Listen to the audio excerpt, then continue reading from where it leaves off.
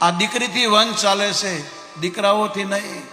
આ કળયુગમાં કદાચ તમારા છોકરા વ્યસનમાં ડૂબેલા છે અને તમે મરશો, અગ્નિ સંસ્કાર કરશે, છોકરાઓ તમારો ઉદ્ધાર નહીં થાય. પણ કોઈ બેન દીકરી તમારો અગ્નિ સંસ્કાર કરશે, તમે સ્વર્ગમાં જઈને આરતી ઉતારશે દેવતા.